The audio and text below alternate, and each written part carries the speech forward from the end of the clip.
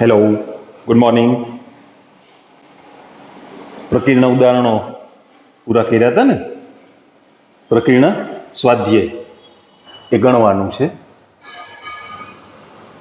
બીજું સ્વાધ્યાય, નીચેના પ્રતિવિધિના મૂલ્યો શોધો. બે દાખલા છે એના. Cos inverse of cos 13 pi by 6. 13 pi by 6 એટલે તમે જાણો છો એ પાઈ કરતા મોટું મૂલ્ય થાય ને, ઇવન 2 પાઈ કરતા મોટું મૂલ્ય થાય. 6 દુ 12, તમે છેદ ઉડાડો તો 2 પાઈ પ્લસ સમથિંગ થાય. એટલે આપણે એને કોસ વિધેયના મર્યાદિત પ્રદેશમાં લઈ આવવા પડે, 0 થી પાઈમાં. એના માટે શું કરવું પડે? ભાગ પાડવા પડે. કોસ ઇન્વર્સ કેમ ભાગ પાડશું? 12 પાઈ અપોન 6 એટલે 2 pi plus pi by 6. 2 pi plus એટલે પહેલું ચરણ થયું ને. પહેલા ચરણમાં બધા વિધેયના મૂલ્યો ધન હોય. હવે મૂલ્ય મૂકવાની જરૂર ખરી? ના. Cos inverse of cos theta બરાબર થીટા, જો થીટા મર્યાદિત પ્રદેશમાં આવી જતા હોય તો પાઈ બાય 6. કારણ કે પાઈ બાય 6 વિવૃત અંતરાલ 0 થી પાઈમાં આવી જાય છે. અથવા તમે અસમતાથી પણ લખી શકો, 0 less than or equal to pi by 6 less than or equal to pi, એમ પણ લખી શકો. ઓકે, બીજી રકમ જોઈએ. tan ઇન્વર્સ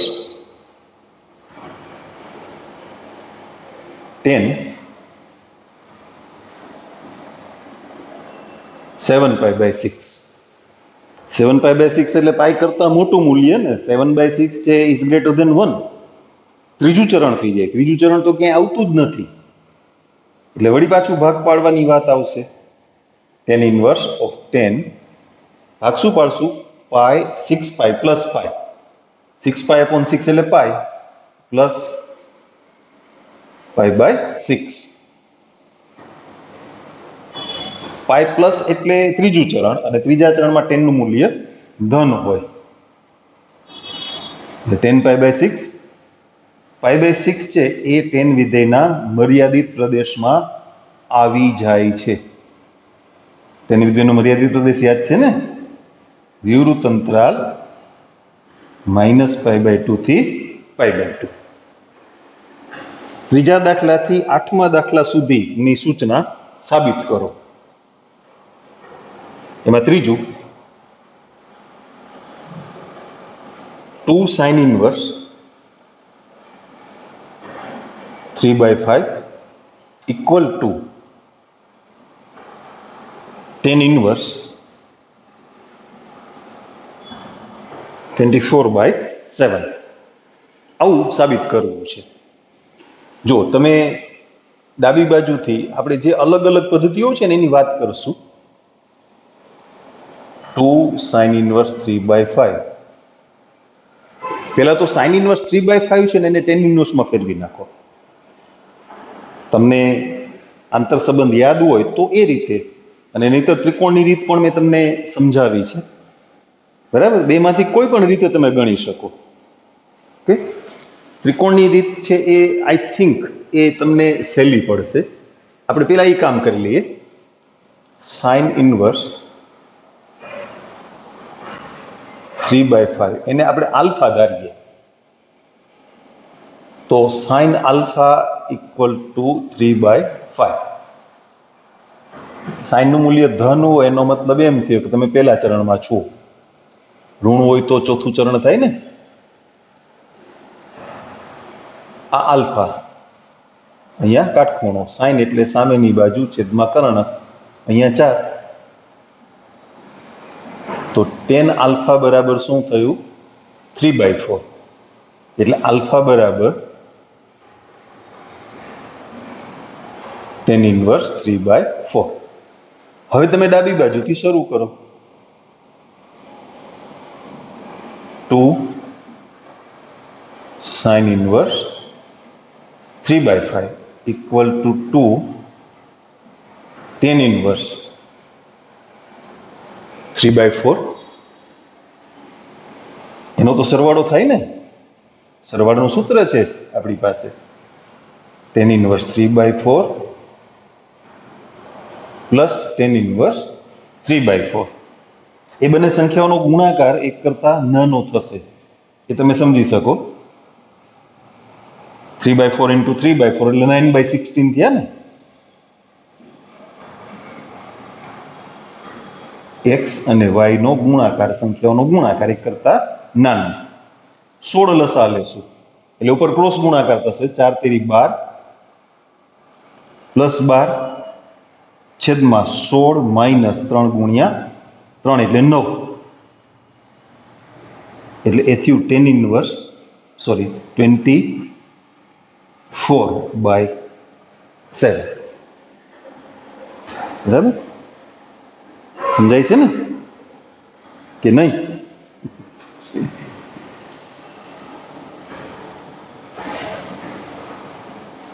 જબર.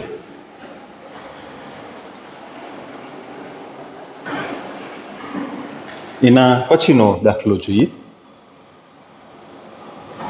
Sine inverse 8/17. આ જે ગુણોત્તર છે ને એમાં મોટા ભાગે તમે જે કાટકોણ ત્રિકોણની ત્રિપુટીઓ શીખી ગયા છો, મોટા ભાગે એ હશે.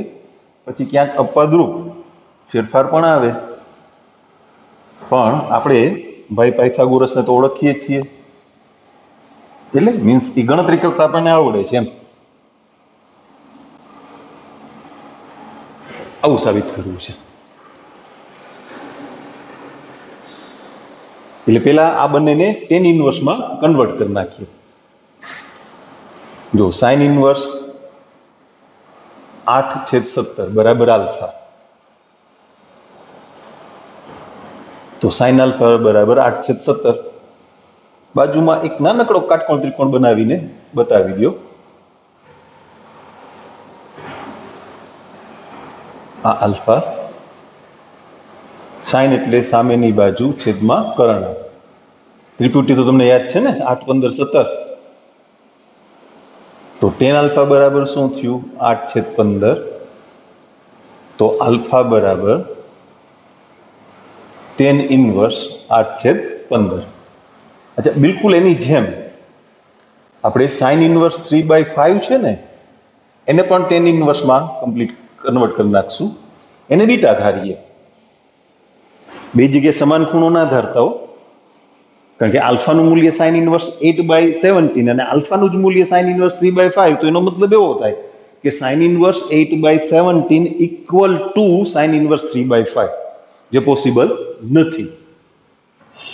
એટલે ચેન્જ કરી નાખજો, ભલે ને આલ્ફા બીટા ને કેપિટલ A B લખો, થીટા ને ફાઈ લખો, એની પણ સરખું ના રાખતા.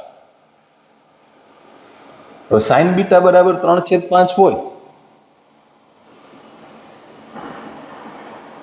આ ત્રિકોણમાં આ ખૂણો એને આપણે બીટા કહીએ. સાઇન એટલે સામેની બાજુ છેદમાં કર્ણ, એટલે પાસેની બાજુ કેટલી થઈ? 4. તો tan બીટા થશે 3/4. એટલે beta equal two tan inverse 3/4. Okay, હવે ડાબી બાજુથી શરૂ કરીએ. Sine inverse 8/17 plus sine inverse 3/5. બંનેના tan ઇનવર્સમાં મૂલ્યો tan ઇનવર્સના સ્વરૂપમાં બંને કિંમતો આપણે ફેરવી લીધી છે, મૂકી દઈએ. tan inverse 8/15 plus tan inverse 3/4. સંખ્યાઓનો ગુણાકાર એક કરતા નાનો છે, તમે જોઈ શકો. 24/60 થાય ને, છેદ મોટો હોય એટલે એ સંખ્યાનું મૂલ્ય એક કરતા હંમેશા નાનું થાય.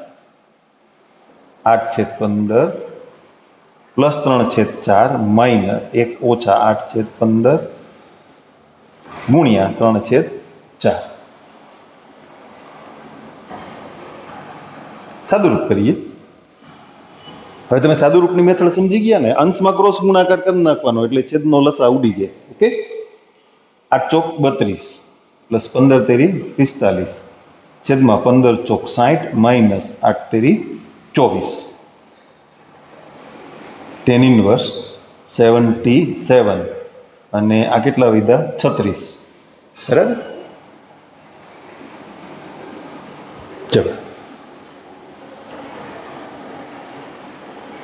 એક મેથડ પકડીને ચાલજો એટલે કન્ફ્યુઝન ના થાય ખોટું.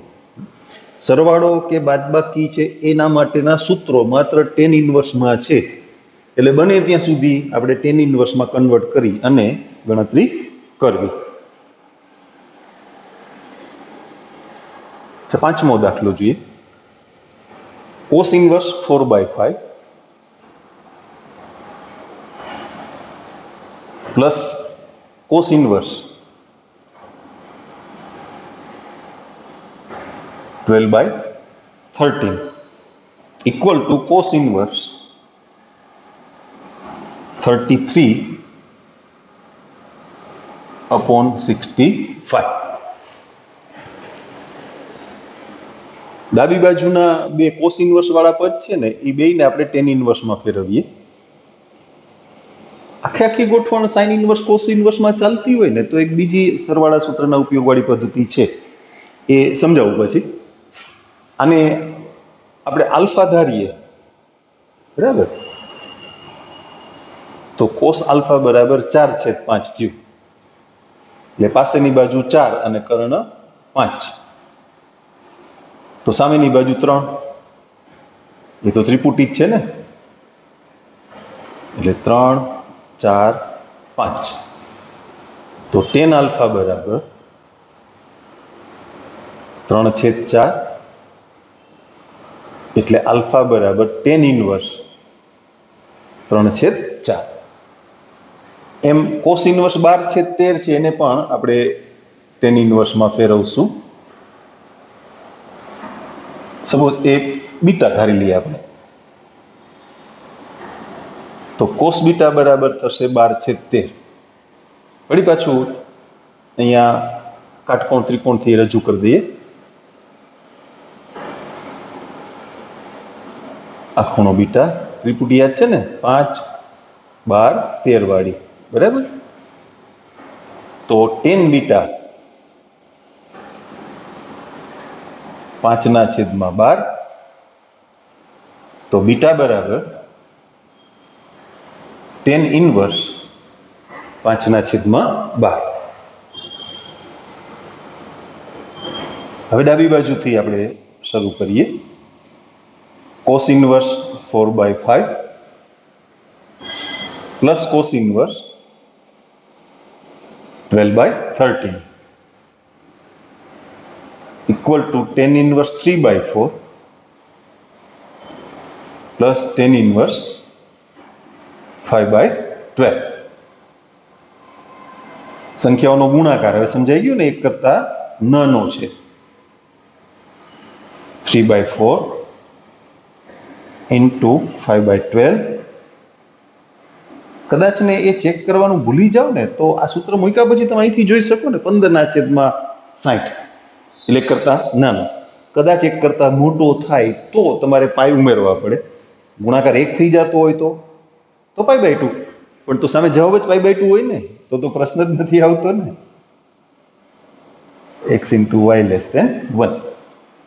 દશા કેટલો લેશું? 48. 12 × 36 પ્લસ 5 × 20 છેદમાં 12 × 48 માઇનસ 5 × 15. અચ્છા, 36 ને 20 56. 48 માંથી 15 બાદ થયા 33. હવે એને તમારે cos ઇન્વર્સમાં કન્વર્ટ કરવાના છે, એટલે અહીંયા બાજુમાં એ ગણતરી રજૂ કરશું આપણે. tan ઇન્વર્સ 56/33 એના બરાબર થીટા હોય તો tan થીટા બરાબર 56/33 થયા ને. એક નાનકડો કાટકોણ ત્રિકોણ, સામેની બાજુ 56, પાસેની બાજુ 33. કેલ્સીમાં ગણી લ્યો, 56 નો વર્ગ પ્લસ 33 નો વર્ગ બરાબર 65 નો વર્ગ. તો cos થીટા બરાબર 33/65. તો થીટા બરાબર કોસ ઇનવર્સ 33/65. એટલે આના બરાબર કોસ ઇનવર્સ 33/65 બરાબર જવાબ. હમણાં આપણે વાત કરી ને કે બધા જ પદ ડાબી બાજુ જમણી બાજુ બધા પદ સાઇન ઇનવર્સ કોસ ઇનવર્સના સ્વરૂપમાં જ હોય તો એ વખતે તમે સરવાળા સૂત્રનો પણ ઉપયોગ કરી શકો. કઈ રીતે સમજીએ આપણે? આની બીજી પદ્ધતિ, તમે કોસ ઇનવર્સ 4/5 બરાબર આલ્ફા ધારો, એટલે કોસ આલ્ફા બરાબર 4/5 થશે. હવે વાતને થોડી સમજીએ. તમારે જવાબ જમણી બાજુ કોસ ઇનવર્સમાં લઈ આવવાનો છે ને, આને આપણે આલ્ફા ધારશું અને બીટા ધારશું. પછી શું કરશું? Cos of alpha plus beta બરાબર 33/65 સાબિત કરી દેશું અને પછી પ્રતિવિધિમાં ફેરવી નાખશું. હવે કોસ આલ્ફા પ્લસ બીટા, તમે સરવાળા સૂત્ર યાદ કરો તો cos alpha cos beta minus sine alpha sine beta. એટલે આપણને સાઇન આલ્ફા અને સાઇન બીટા એના મૂલ્યની પણ જરૂર પડશે. તો તમે નિત્યસમ મૂકી દો. ત્રિકોણ કરવો હોય તો એ છૂટ છે. સાઇન આલ્ફા બરાબર √1 માઇનસ કોસ સ્ક્વેર આલ્ફા.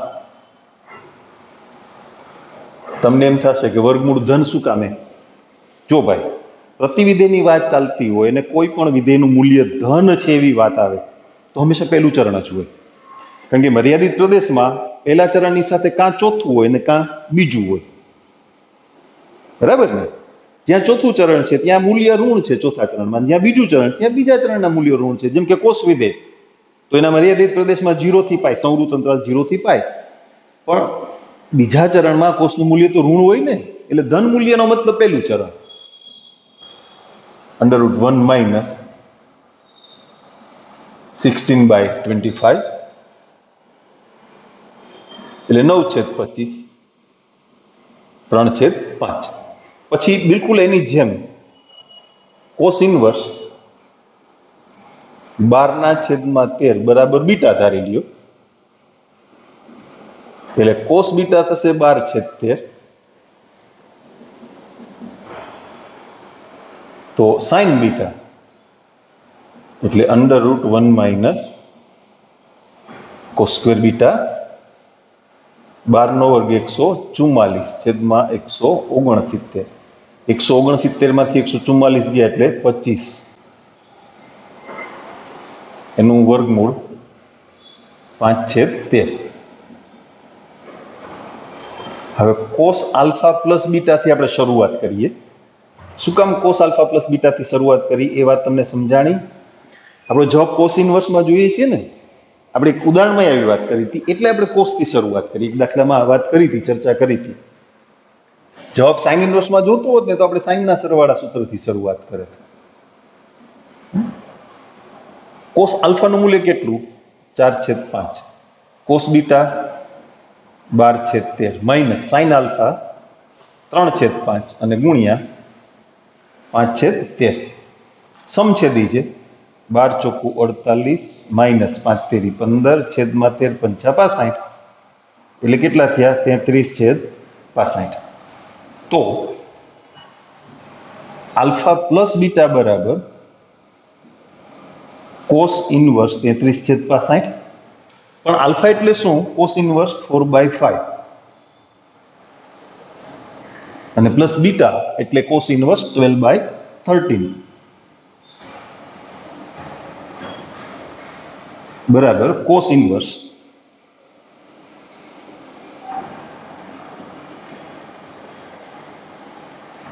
33/65.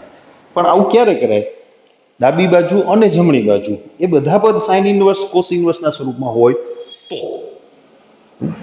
જમણી બાજુ પાછું ટેન ઇનવર્સના સ્વરૂપમાં હોય ને તો આ ના કરાય, કારણ કે વળી પાછું આને ટેન ઇનવર્સમાં ફેરવવા પડે. તો પહેલી જે મેથડ છે એ વધારે અનુકૂળ આવે. બરાબર છે?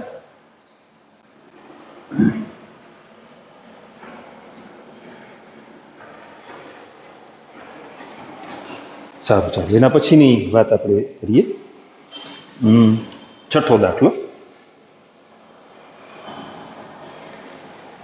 Cos inverse 12/13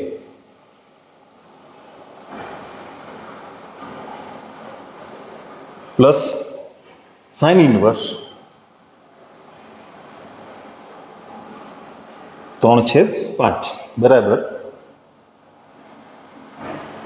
sine inverse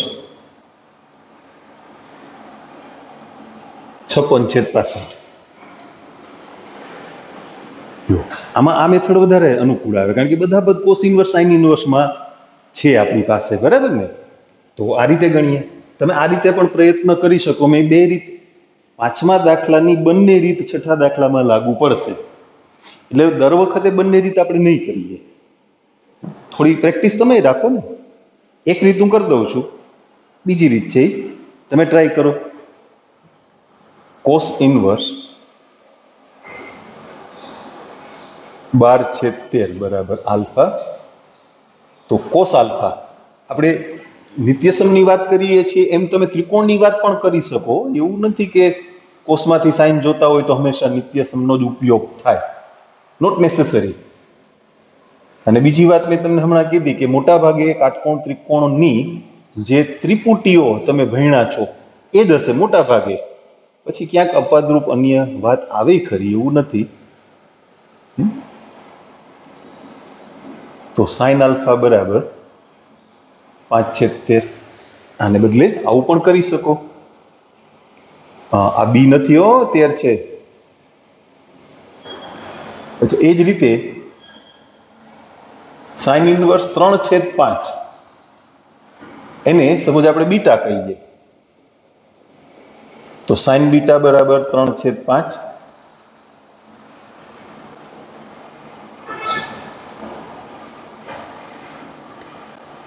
sign એટલે સામેની બાજુ છેદમાં કર્ણ. તો અહીંયા 4. શું જોઈએ છે આપણે? Cos beta. કેટલા થશે? 3/4. અહીંયા કોસનું સરવાળા સૂત્ર ઉપયોગમાં લીધું હતું ને, ત્યાં કોનું? સાઇનનું. શું કામે? જમણી બાજુ પાછા સાઇન ઇન્વર્સમાં જવાબ લઈ આવવાનો છે ને, એટલે.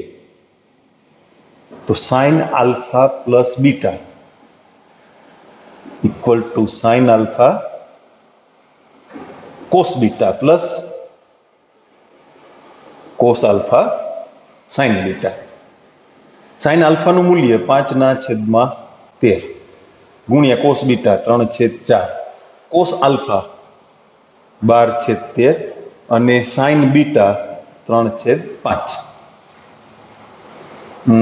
કોસ બીટા સોરી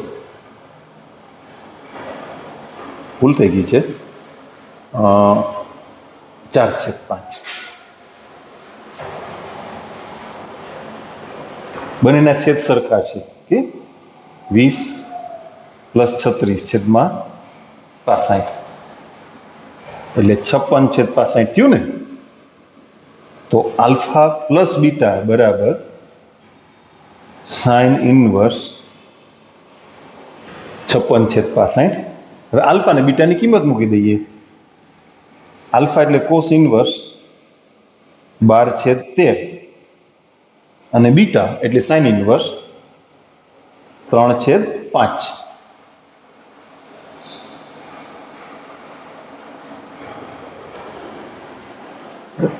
એ દાખલાને આ રીતે ગણી શકાય.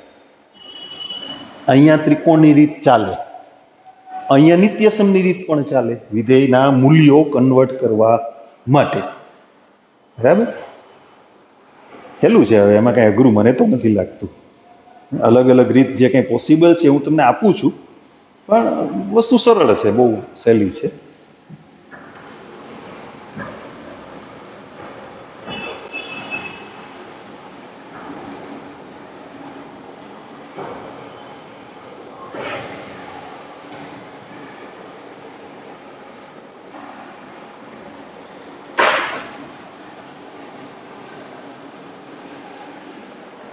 સાતમો દાખલો જોઈએ. tan inverse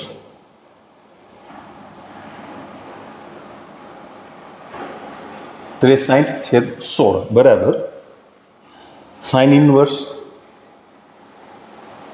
5/13 plus cos inverse 3/5. એકમાંથી બે પદ નથી કરવાના, જવાથી ડાબા ચાલ્યું આવવાનું. અચ્છા, જવાબ ટેન ઇન્વર્સમાં જોઈએ છે એટલે તમે જમણી બાજુના પદ એને ટેન ઇન્વર્સમાં કમ્પ્લીટ કરી નાખો ને તો સરવાળો કરતા સીધો જવાબ મળી જાય. બધા જ પદ સાઇન ઇન્વર્સ કોસ ઇન્વર્સમાં હોય ને તો આ પદ્ધતિ કરાય. એટલે પેલા આ બંનેને આપણે ટેન ઇન્વર્સમાં ફેરવશું. સાઇન ઇન્વર્સ 5/13 બરાબર આલ્ફા ધારીએ તો સાઇન આલ્ફા બરાબર 5/13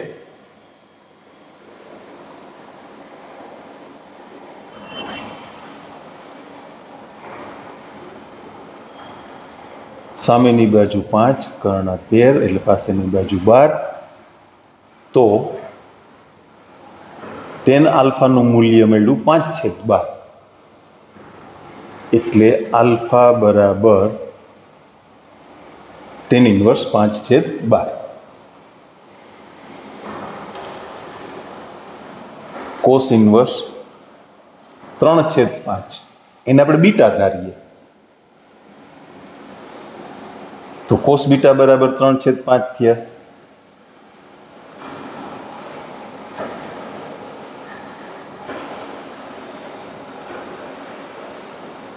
કોસ એટલે પાસેની બાજુ છેદમાં કર્ણ. તો સાઇન બીટા 4/5 તો બીટા બરાબર ઓહો 10 માં ફેરવવાના હતા હે ને. આ બે દાખલા કોસાઇનમાં ગઈ ને તો ભૂલમાં સાઇન બીટા લખી નાખ્યું, આપણે ટેન બીટા જોઈએ છીએ. ઓકે, ટેન બીટા બરાબર 4/3 તો બીટા બરાબર ટેન ઇન્વર્સ 4/3. જમણી બાજુથી ચાલુ થશે. Sine inverse 5/13 plus cos inverse 3/5 બરાબર tan inverse 5/12 plus tan inverse 4/3. તમે ચેક કરી લ્યો, સંખ્યાઓનો ગુણાકાર એક કરતા નાનો છે, બરાબર ને. 20/36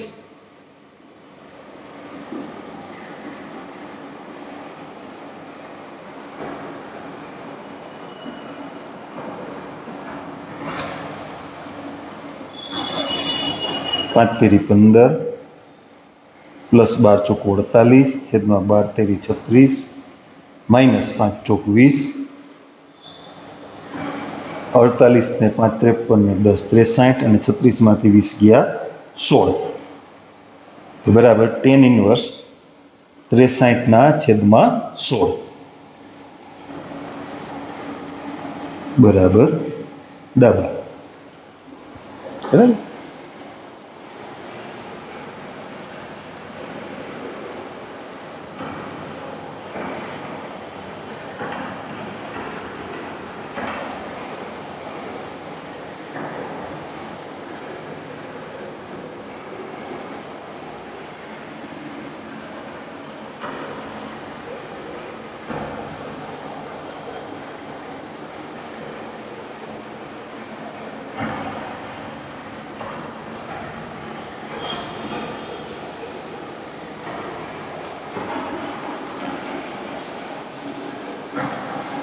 આઠમો દાખલો જોઈએ.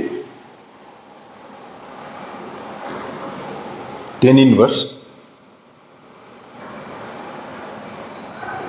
1/5 plus tan inverse 1/7 plus tan inverse 1/3 plus tan inverse 1/8 equal to π/4.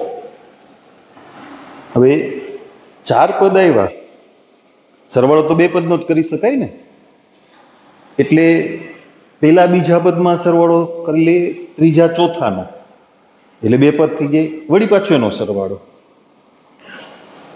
તમને આમ લાંબુ લાંબુ લખવાનો શોખ હોય, લખવાની મજા આવતી હોય, તો આવું કરી શકાય. પેલા આ બેનો સરવાળો એટલે એક પદ થઈ ગયું, પછી આની સાથે સરવાળો, વળી પાછું એક પદ થઈ ગયું, હવે આની સાથે સરવાળો. મજા આવે લખવાની, તો એમાં ગણી શકાય. અને શોર્ટકટ કરવી હોય તો પેલા બીજાનો સરવાળો ત્રીજા ચોથાનો, એટલે બે પદ થઈ જશે, વળી પાછો એનો સરવાળો. અને ટેન ઇન્વર્સમાં બધા પદ છે ને, એટલે તમારે કાંઈ કન્વર્ટ કરવાના નથી. હું બબે પદના સરવાળા કરું છું. તમારે જસ્ટ ટ્રાય કરવા માટે આવું કરવું હોય તો કરી શકો. બે પદનો સરવાળો, પછી ત્રીજા સાથે, પછી ચોથા સાથે, તો પણ જવાબ તો આવશે જ.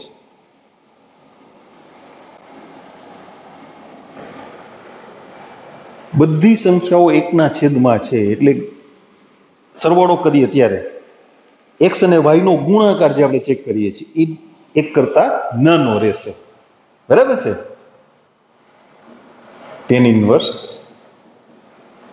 1/5 પ્લસ 1/7 છેદમાં 1 માઇનસ 1/5 ઇન્ટુ 1/7. અચ્છા, પછીના બે પદનો સરવાળો.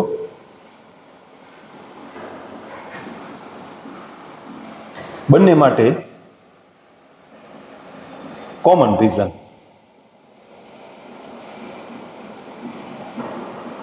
ક્રોસ ગુણાકાર 7 + 5 5 × 7 = 35 ઓછા 1. એ જ રીતે અહીંયા 8 + 3 8 × 3 = 24 ઓછા 1. 12/34 અને 11/23. આને થોડુંક હળવું કરી નાખશું. 6/17. શું છે, પાછું સાદુરૂપ આપવાનું થાય ને તો થોડુંક સરળ રહે, એટલા માટે. 11/23 તમે કાંઈ નહીં કરી શકો. વળી પાછો સરવાળો કરીએ, બંને સંખ્યાઓ એક કરતા નાની છે, કારણ કે બેયમાં છેદ મોટો છે, એટલે ગુણાકાર એક કરતા નાનો. ટેન ઇનવર્સ 6/17 પ્લસ 11/23 છેદમાં 1 ઓછા 6/17 ગુણ્યા 11/23. બરાબર ને? હવે કેલ્સી લઈને તૈયાર થઈ જવા લો. છોકરાઓની સાથે કેલ્સીથી ગણતરી કરું. તમે કરો છો ને?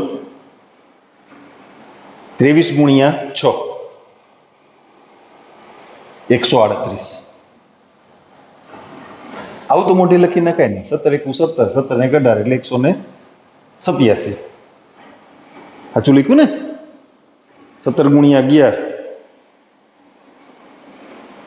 187 છેદમાં 17 ગુણ્યા 23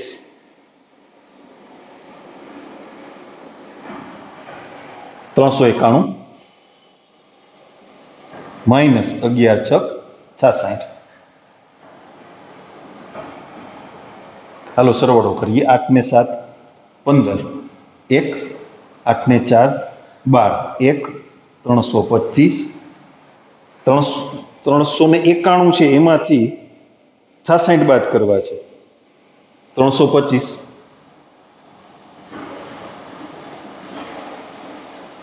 શું મળ્યું? Tan inverse 1. પણ 10π/4 1 થાય છે, તમે જાણો છો ને? તો ટેન ઇનવર્સ 1 શું? π/4. 1 આવવા જ જોઈએ. શું કામે? નહીંતર π/4 જવાબ ના થાય. 1 ન આવે ને તો π/4 જવાબ મળે નહીં. ઓકે, ચાલો આપણે અહીંયા આપણી વાતને અટકાવીએ છીએ. નેક્સ્ટ લેક્ચરમાં આપણું સ્વાધ્યાય એ પૂરું થઈ જશે. પીડીએફમાંથી હવે પ્રેક્ટિસ ચાલુ કરી દેજો.